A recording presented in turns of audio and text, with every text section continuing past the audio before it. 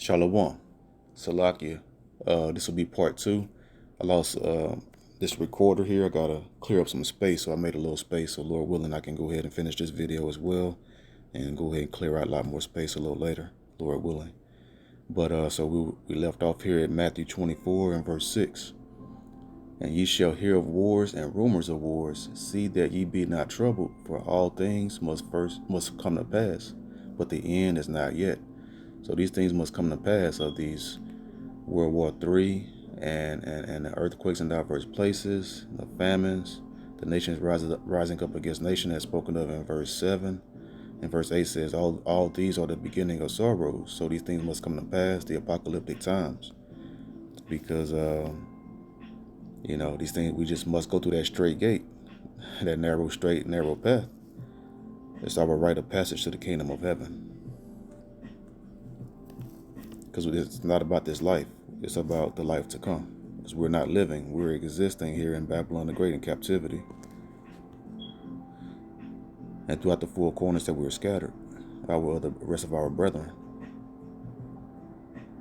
2 Corinthians 11 and 14.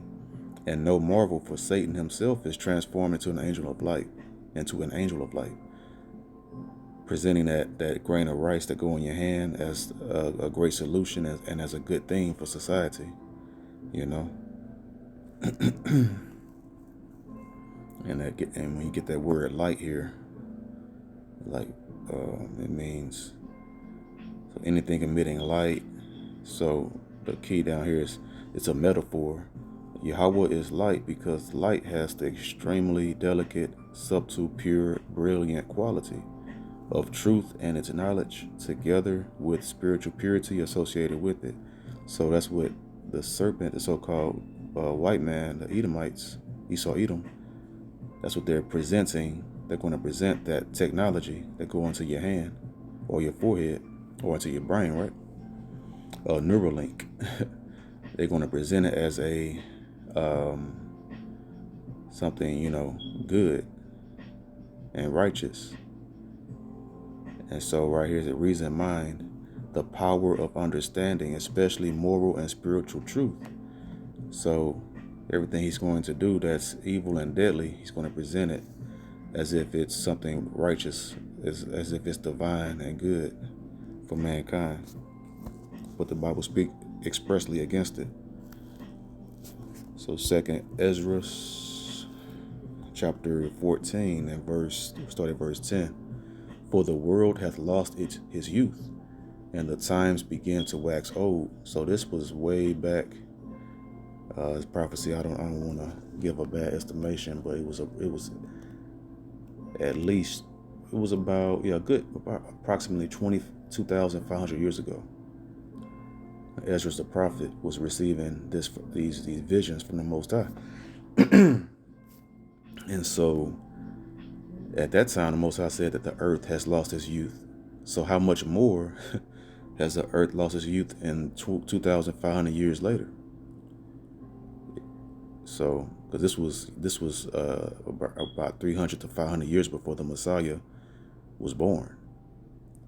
So, it says, verse 11, for the world is divided into 12 parts, and the 10 parts of it are gone already. So, and half of a 10th part.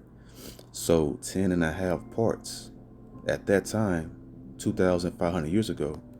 So 2 millenniums ago, 2.5 millenniums ago, approximately, the earth was already at 10 and a half parts already done. So that's at near the very end right there. So that next half is going to be so I'm trying to guesstimate the time. So so the rest of that 10th might be around the time when the Messiah was born. And then you had 2 more parts, 11 and 12, and that's 2,000 years. So we're right here at the end of that 12th part. So that's why they have that doomsday clock, and it's like a fraction of a slither of a second away from midnight, meaning judgment, the return of the Messiah, and salvation to the elect.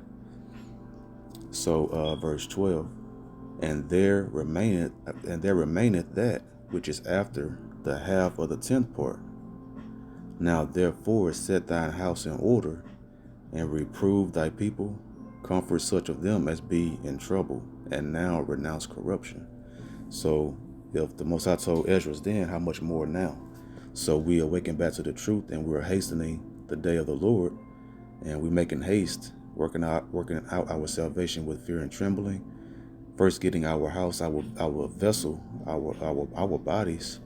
We're getting ourselves together, right? And then also leading our households if we have wives and children, and we're setting our house in order according to the Holy Scriptures, following the Lamb Yahushua whithersoever he goeth, following his footsteps. That's how we order in our house. As Joshua said, as for me and my house, we shall serve the Lord, and that's how the elect going to do as well. And we're getting ourselves ready spiritually. We're spiritual preppers. I believe I did a video on my other channel about a year or two ago. We're spiritual preppers, not carnal preppers. You know how they do the doomsday preppers, got all that stuff stocked up in their houses and stuff. They storing that up, and elect men and women and children are the Most High gonna guide them over. Probably a good amount. Some people want to guide elect members to houses that have stored up food of doomsday preppers. They storing that up for elect members. Because they're going to. Because if you're carnal and wicked and of the 2/3, you're not going to make it. In these times. Verse 14. Let go from thee mortal thoughts. Doomsday preppers, thinking that they're going to have the strength of their mind, their own carnal dark mind and hand to say and to deliver themselves when that's not the case. Spiritual thoughts of the Most High. Cast and our big brother Yahushua, the Messiah. Cast away the burdens of man. Put off now the weak nature. It's a very weak society with wicked, foolish,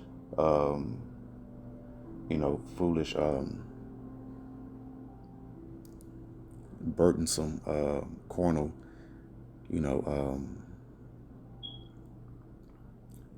annoyances and burdens, basically.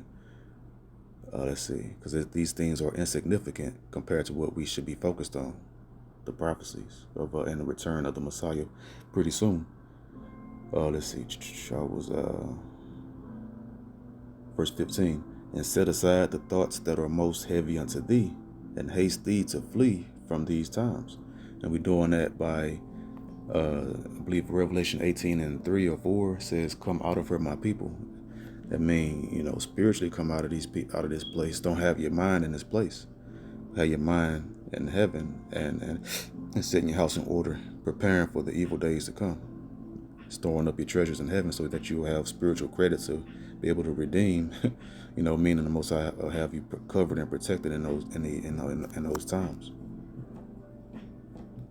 Let's see.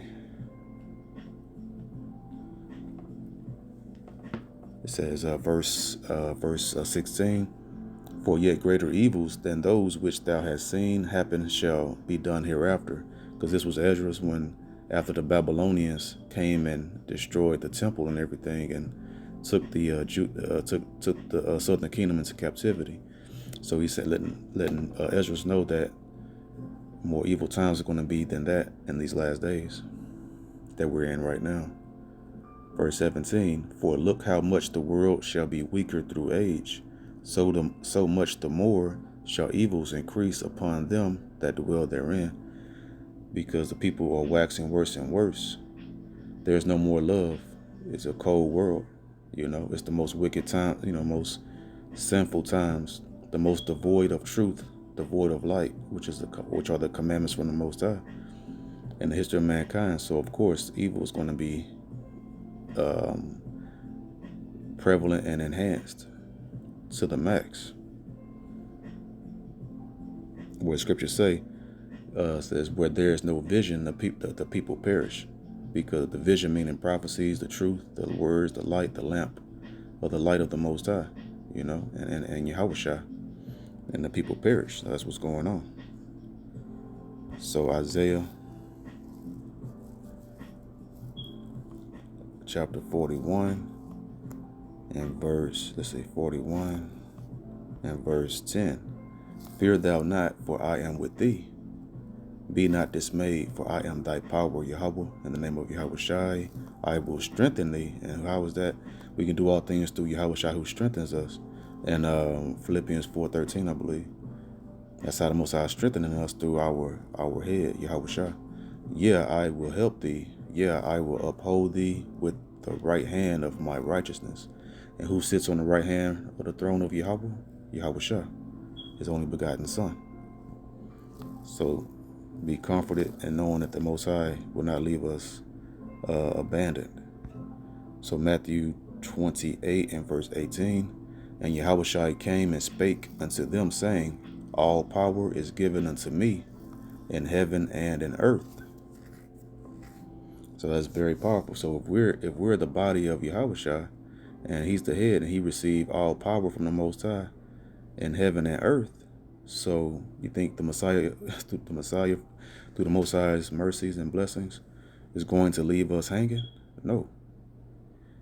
He's the most powerful figure in this realm, and he's going to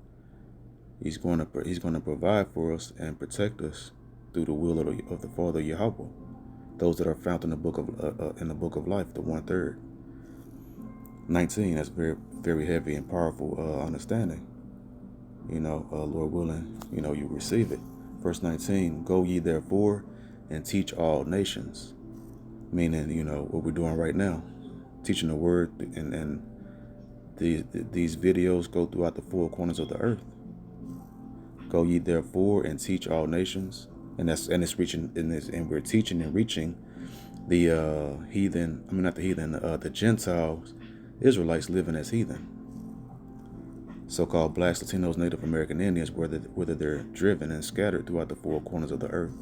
Go ye therefore and teach all nations, baptizing them in the name of the Father Yahweh, and of the Son Yahweh Shai, and of the Holy Spirit, the Ruach HaKodesh. That's Hebrew for Spirit Holy, the Holy Spirit. Verse 20, teaching them to observe all things whatsoever I have commanded you. And lo, I am with you always, even unto the end of the world. Amen. So Yahweh Shai is never going to forsake us. He's our mediator unto the Father, and he's going to be with us this whole time, and speaking for us, vouching for us the whole time, and we'll be blessed through the Messiah to receive the infinite blessings and mercies of Yahweh, ultimately that salvation. So with that being said, things are about to go from 0 to 100. Stay circumspect, get your house in order, your mind, spirit, and body, and your family, your household, those that will follow and listen, and just prepare, hunker down, buckle down and get ready, for the end of society, the end of Esau Edom, rulership of the heathen, and the ushering in of the kingdom of heaven for eternity. So with that being said, hope this video was edifying. The water to the Ruach HaKodesh by Hashem Yahweh Shai for another video. To the next video I say, Shalom.